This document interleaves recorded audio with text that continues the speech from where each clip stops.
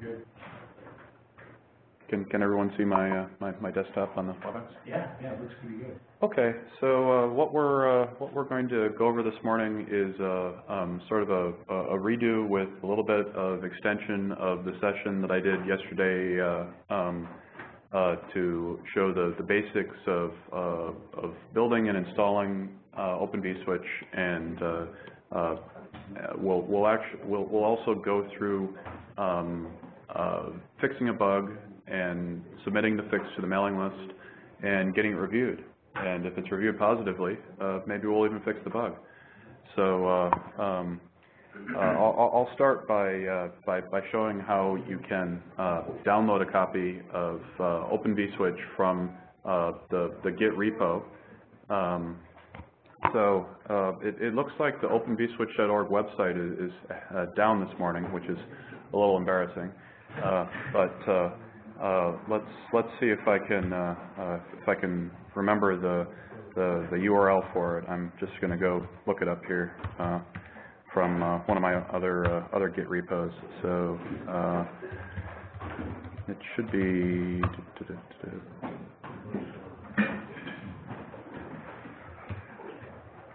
There it is. So, oh no, that's the wrong one. I'll just guess here.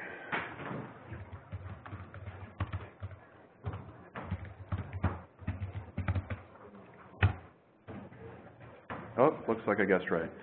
So what I'm doing here is downloading a complete clone of the Open vSwitch repository. So this includes not just the current contents of the source code, but it also includes the complete history. So once it finishes here, we'll be able to look at all the release versions, the source code for those, plus all the changes in the middle. And if you haven't had a chance to play with Git or another distributed version control system, it can feel pretty powerful. So I'll just show you a sample of the history here. So what this is showing is each of the changes that have been made to the source tree, starting from the most recent, which is where the cursor is at the top there. And if I hit end here, then I can show you all the way back to the very first commit that's in this repository from 2009, and you can actually check out and look at anything in between, including the comments that the developers made rationalizing the change. Git has a lot of power, but this talk is not primarily about Git. So I'll move on to how you use the source code once you get it.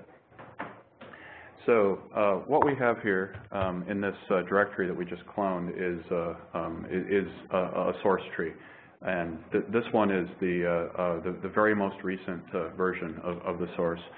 We could easily check out an older version. For example, I could tell it git checkout version 2.0 or 2.0.1, for example, and now suddenly in my source tree here I'd have the source code for that version. But I'm actually interested in the most recent version because I plan to fix a small bug with you this morning. So what do you do with the source tree once you have it? Well, we could look in the install file, which gives all the instructions that you need to follow. But I wrote that file, and I mostly remember what's in it. So the first thing we have to do is to run this script boot.sh, and this is only necessary if you actually got the source tree from Git. If you download one of the tarballs from the Open vSwitch website, or if you create your own tarball with make dist, then you don't have to do this because it's already been run for you. So before I run it, I'll just show you what's in it. All it's going to do is run the auto recomp program for you, and what that program is going to do is to generate some skeletons for make files and to generate a script called configure that tells that when you run it, generates those make files for you and figures out the configuration of your system and the capabilities of your compiler, and make sure that that Open vSwitch can adapt itself to that. So the configure script that this just generated for us has a lot of options, and you can see those options if you run --help here. It looks like we have a question. I was just going to mention, it might be worth mentioning that for like Red Hat, CentOS, that the version of AutoTools, there's something in there that they can read that tells them what they need to do. Oh, right. So that's right. If you're using CentOS, then it has a version of AutoConf that's old enough that you either have to install a newer version of AutoConf manually on your system and use that, or you can take the tarball to another machine that has a newer AutoConf, run boot.sh, run AutoConf, and then move the result, move the tarball to your CentOS machine. Either of those strategies works fine. So in any case, at this point, you should have a source tree with a configure script. There are lots of options here. Most of them you can ignore. The one that you're most likely to be interested in is with Linux, and this will allow you to compile a kernel module from this version of Open vSwitch against whatever kernel you happen to want to build it. That used to be pretty essential because you needed a kernel module to get any decent performance for switching and to get a lot of the features. These days, a lot of the time, you don't need to build a kernel module because it's built into all of the kernels past all of the kernels version 3.3 or later. In addition, these days the user space data path that doesn't use the kernel module is a lot faster. And in addition, the DPDK port that's in progress will let you achieve very fast switching without any kernel module at all. So what I'm going to do is I'm just going to run a configure without any options to skip building the kernel module. So this ought to click away for a few seconds, and then it'll return us to the command line. And the main thing that's happened here is that it's generated a make file for us, and the make file will allow us to build Open vSwitch. So what I'm going to run here is essentially just make. I'm giving it the -J4 option, which tells make that it can run up to 4 compiles in parallel. This machine that I'm running on is dual core with 4 threads total, so that's about as many as I can run in parallel and still get any benefit. So this is putting out a lot of status on all of the compiles. It'll probably take about 30 seconds. Open vSwitch is not a big piece of software compared to, say, the Linux kernel. And so even on a fairly wimpy machine, and this laptop here is a few years old, it doesn't take all that long to build. Open vSwitch is almost completely written in C, and so you mostly see the C compiler being invoked here.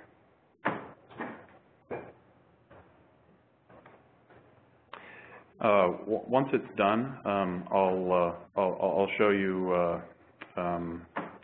I'll show you the bug that Guru pointed out to me a few minutes ago, and this bug is related to the Windows port of Open vSwitch that's in progress. We're interested in porting Open vSwitch to as many hypervisors and other platforms as we can, and since I guess last year, we've been fairly actively working on getting that going. So the build finished here. I don't see any errors toward the end, so it must have finished successfully. And now I'll find the problem that Guru pointed out to me earlier. Let's see. So just looking at my IM here. So he's saying that this function in stream TCP, what is it, around line 55. Okay. So this line of code here, it's reporting.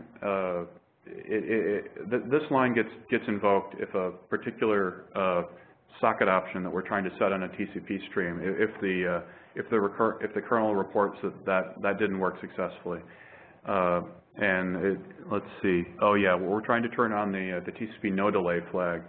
So this flag ensures that if we write something to a TCP stream, the kernel will try to immediately deliver that to the wire. By default, kernels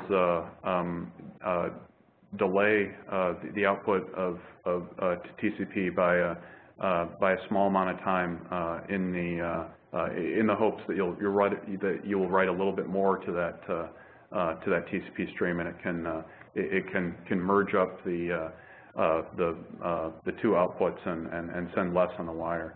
But for our purposes, where we're sending OpenFlow messages mainly, we want those OpenFlow messages to go out immediately without delay. So we're trying to turn that on. So this line of code here would get invoked if for some reason trying to turn that on failed, and in that case we log an error and we try to report an error message. So this is the function that turns the error code into a meaningful message. This works on all Unix platforms, but Windows has a different way of reporting errors for socket called failures, and we have a separate function to call for that in Open vSwitch. And it just happens that we hadn't noticed that it needed to be different here and hadn't fixed it. So I'm going to cut and paste the correct call there that Guru passed to me earlier, and then reformat the code a little to fit within the 79 character width that we use for Open vSwitch.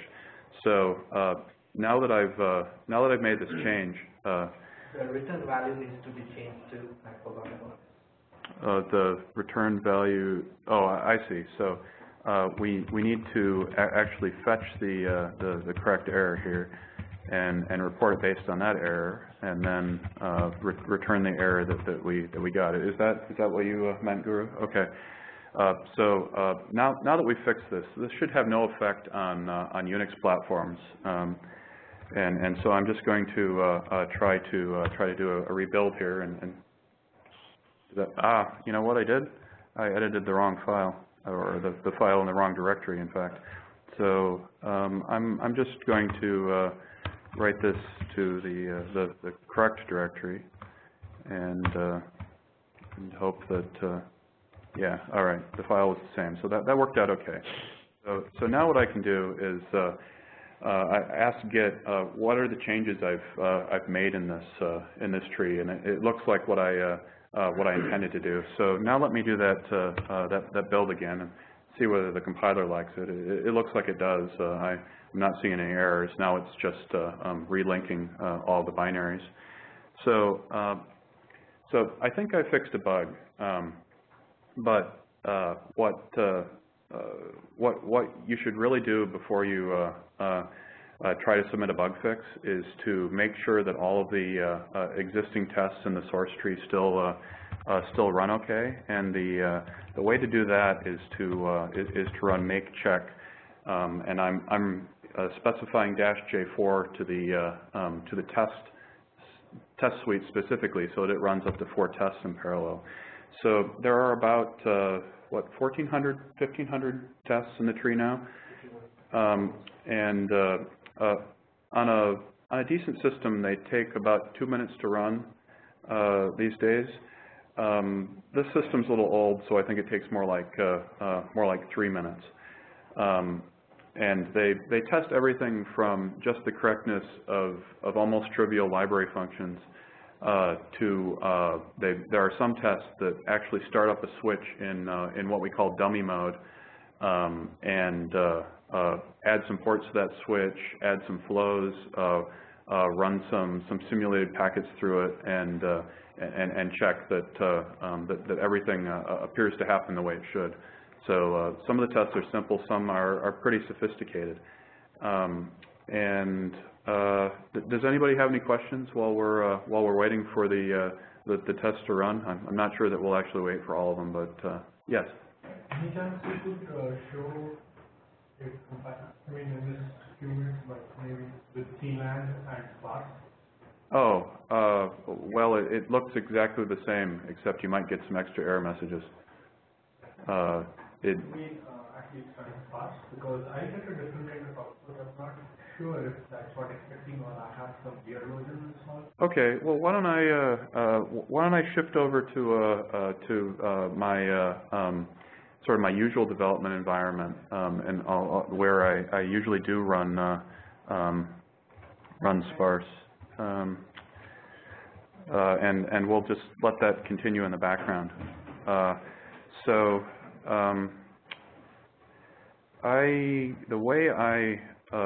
The way I typically work, I maintain a couple of build directories. I have one you can see here. Let me make that a little bigger.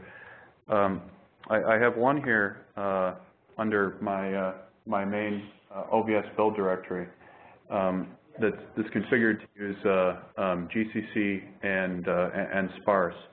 So if you run make in here with C = 1 to enable sparse, then it's actually going to invoke not just GCC, but it'll also invoke sparse in the background.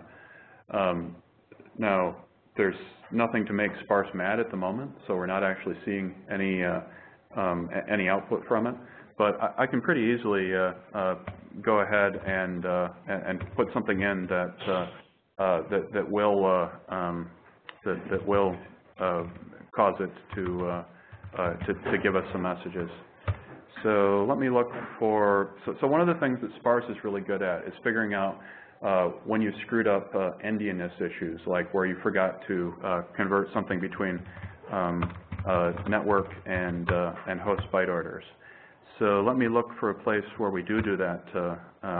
So here's just a piece of code I found using grep, where we're converting between host and network byte orders. So let me delete that conversion and then try the build again and see whether sparse catches it. Yeah. So what we can see here is that sparse reported that I, in its inscrutable way, that I didn't properly convert between host and network byte order. So if I go back and I restore this and run it again, then we can see that it won't give me that error. So that's how sparse works into the build. Clang, on the other hand, I have another build directory here set up so that when I run make, it uses Clang instead of GCC. So if I run make, then, well, it'll look exactly the same because it's just running a different compiler in the background. But there you go. All right.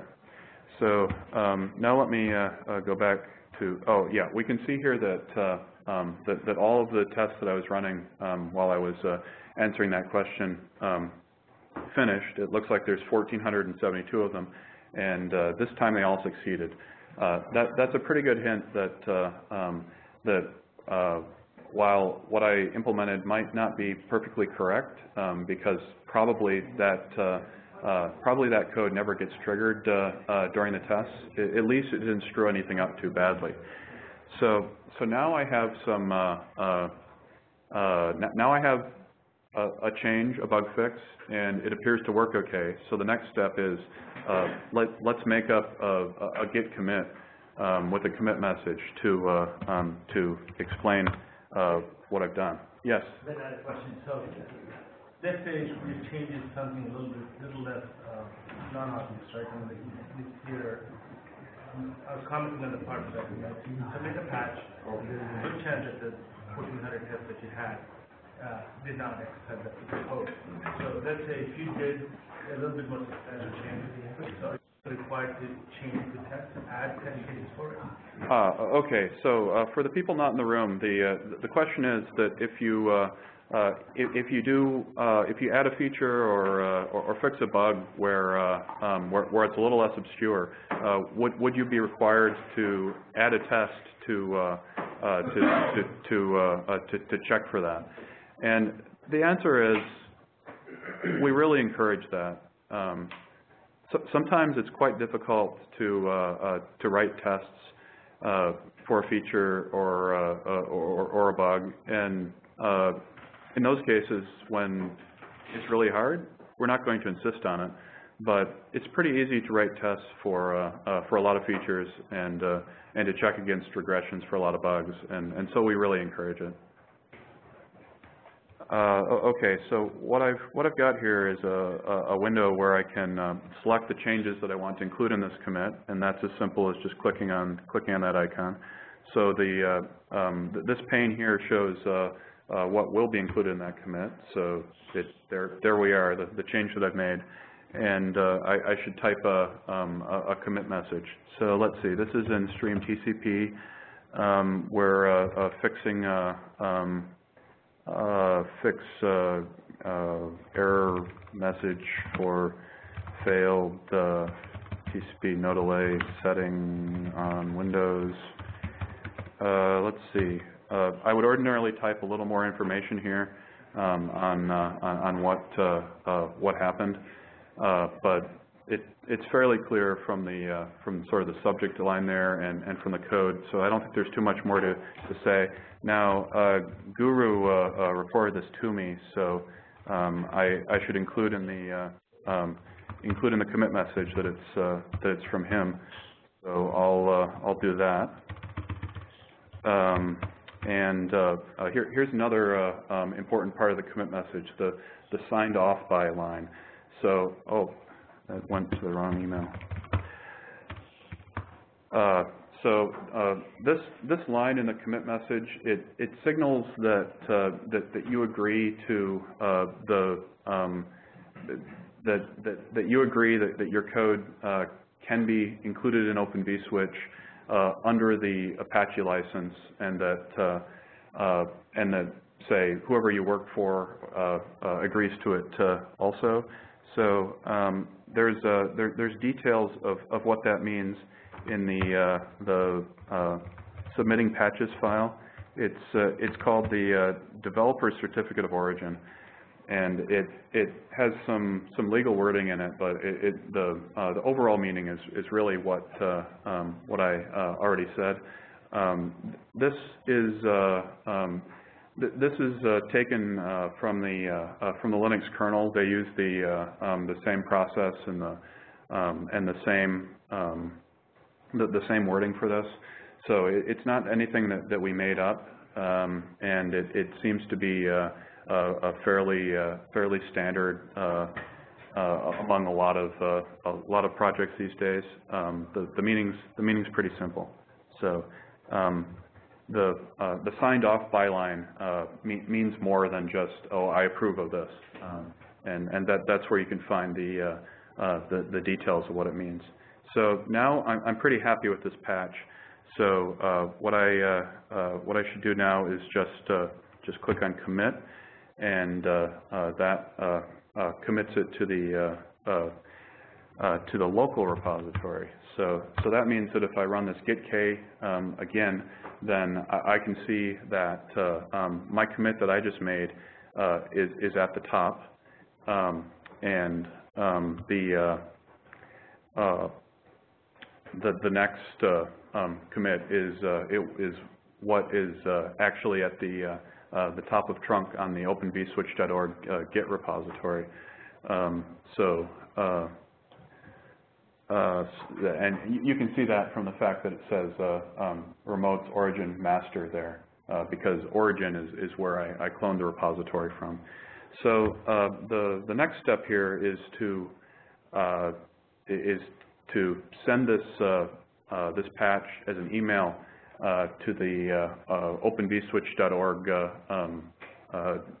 developers mailing list, OVS Dev. So since I have a fresh Git repository here, I haven't configured it to send these emails anywhere yet. There's a program, Git Send Email, and that would ordinarily do this, and that takes a little bit of setup. And once you set it up, sending this email would be as simple as running that command there. But like I said, I haven't set that up in this repo yet, so I'm going to do a little bit of what might seem like magic. I'm going to go over to my my existing repo here. I'm going to add this one that I just cloned as a remote and fetch it. So now I should be able to see that that repository there. So if I now look from this repository into that one, I should be able to see that commit, but I don't. Why don't I? I think that's okay. I need to give this a branch name. So I'll just call this branch Windows because it fixes a Windows bug. So let me fetch it again. There should be a new Windows branch. Yep, there it is. And in my Windows branch, there's the commit we just did. So I'll now use this repository to send that email. So just say yes. So now in a few seconds, you should be able to see this email appear on the OVS Dev list. You can see that it also automatically CC'd Guru because Guru was mentioned in the reported by line. I think that might actually be a feature I hacked into my own copy of Git Send Email. I'm not sure it does that by default. Anyway, does anybody have an email window up? Let's see whether that showed up. Yeah, it's there. Okay, so if there are anybody who wants to review it positively or negatively. Oh, I see one mistake here. The author accidentally got set to blp@cs. .stanford.edu. So I should fix that, but probably somebody will report that in the review, and then I can fix that. Are you reviewing it? Yeah. Okay. So the review is basically done by once you submit the patch to the mailing list, I think there's a bunch of reviewers who go through that. Yeah. So there's Like there's no formal process, but we have it open stack, so we have a get it review. Well, so I would say that it's a formal process, but it's not implemented with a web service like Garrett. Do I show patchwork, or is it up? So we do have a service that reports the status of patches. It's called Patchwork, and I'm pulling it up in my my web browser here. So let's see. This tends to lag behind the mailing list a little bit, so we don't see my my patch appearing here yet. But if I click on, from this morning. Yeah, here's one that Kyle Mestry sent in this morning, and so this is a status tracker. It only reports the status of patches, and if I log in, then I should be able to actually modify the status of patches. But even if I do that, it doesn't have any effect on what actually happens in the repository. I can set this to accepted if I want, but that only changes what Patchwork shows. In fact, I haven't even looked at this, so I'm just going to set it back to new. But Patchwork is pretty useful. One thing that it's good at is if you've submitted a patch and it hasn't been reviewed yet, or you haven't heard back on it, then you can always go look at Patchwork and make sure that it hasn't been marked as some status like superseded or withdrawn. And you can pretty much assume that if it hasn't, then it's just still under review. So it's good for answering that question. So now I have 2 different reviews here. Both of them reported that I got the author wrong. So let me fix that up over here. And it's pretty easy to fix that up. All I have to do is tell Git that I want to commit this again with the author changed. So now if I look at this, I should see. Oh no, I still can't get it right, can I? Here, let me try that again.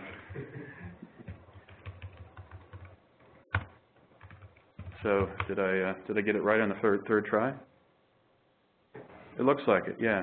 So at this point, the reviewer comments were minor enough that I might just push it again, or push it immediately to the repo. But since we're going through the whole process here, what I'll do in fact is send it out again as a second version, marking it as V2 and including the comment that I fixed the author from the first one to the second one. And let me send a reply to Guru.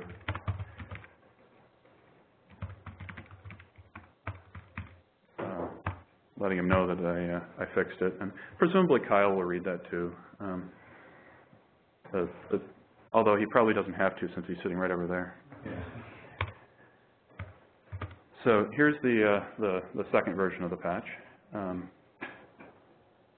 and I'm glad to see that the mailing list is delivering mail quickly this morning. Otherwise, we could make this more boring.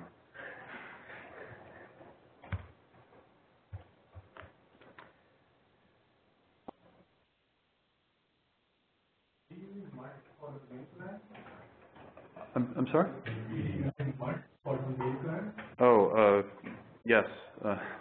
I use Mutt. I don't advocate for Mutt, but it works adequately for me. And it's pretty good.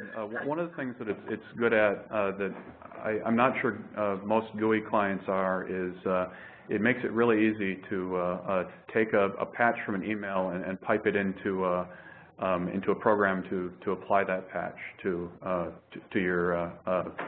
your working directory, and that's valuable during review. Otherwise, you just sort of eyeball the patch, and that can be harder than compiling it and actually testing it. Let's see. Do we have any replies here? Yeah, I have a reply from Kyle, and I believe that means looks good to me. LGTM. Okay, yeah, I had an ACT-BY in there as well. Oh, did you? Okay, let me page.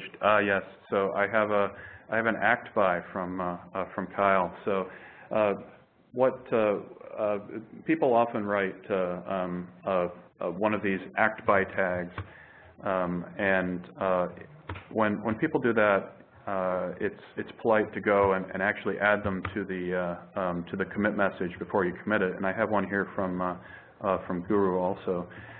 And this has it has the nice effect of giving sort of a trail of who looked at it, which you could get from the mail archives.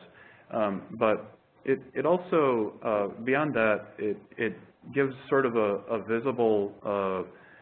I almost think of them as sort of a kudos kind of thing in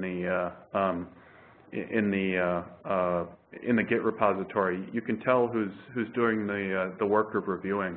I feel like people don't get enough recognition for reviewing code, and reviewing code is actually a significant amount of work, especially when what you're reviewing is sophisticated or complicated.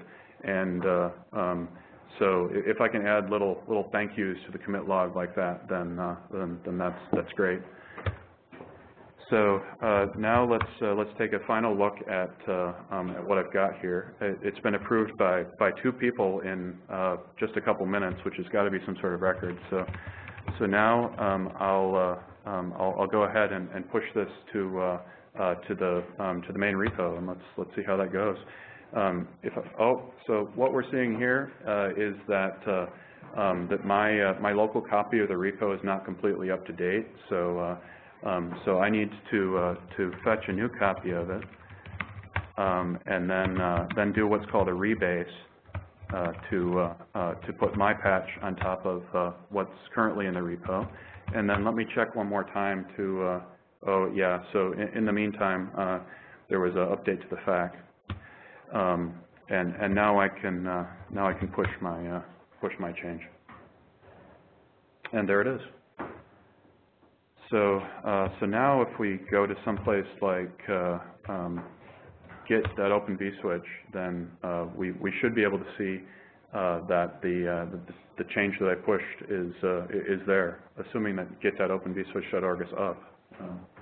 So you're saying that we don't send a pull request, we just have a push directly to the master? Sorry, I didn't. No, what I meant was after you submit the patch and it says that you people say the patch is good, then do you allow your master, or do you send a pull request to somebody? Okay, so there's sort of 2 different processes. We have a process for getting people direct commit rights to OpenVSwitch, and if you've gone through that process, then you can push directly. Otherwise, one of the people who does have commit rights has to push it.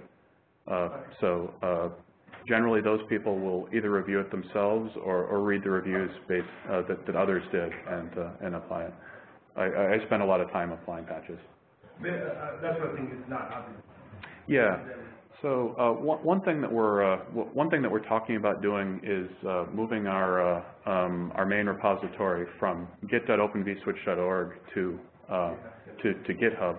And when we do that, GitHub has its own system of what it calls pull requests. And I don't know whether I have not used that system. I don't know whether it fits well into our workflow. But if it does, then that might become an option for merging things in also. So this is what I was planning to present. Do you want to show that the Git hook also? I assume you're just to Git. Oh, yeah. So in addition, we should be able to see that I have an email from the OVS Git mailing list here reporting that my commit was applied.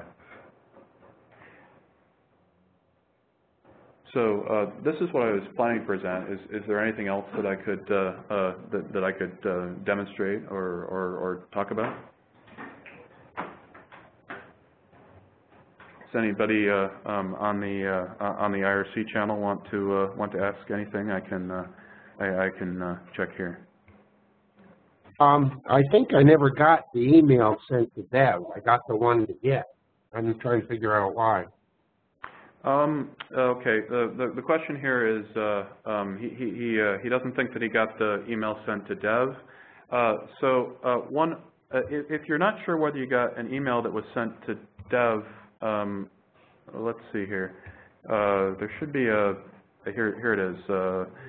I don't know whether our website is up. Normally it is, and normally I would be able to see the OVS Dev mailing list archive.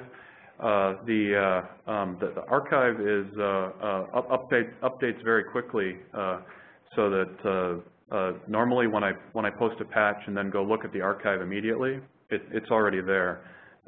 So if you're not sure whether you're getting all the email, you can always look at the archive.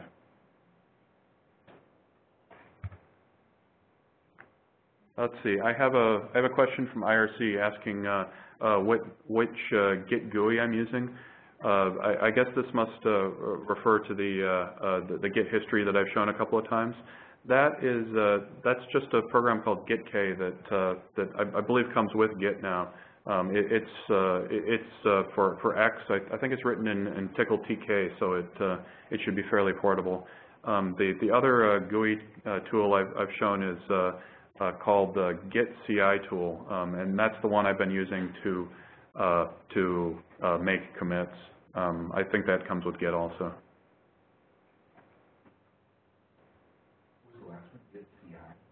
Git CI tool, Git check-in tool, I assume it stands for.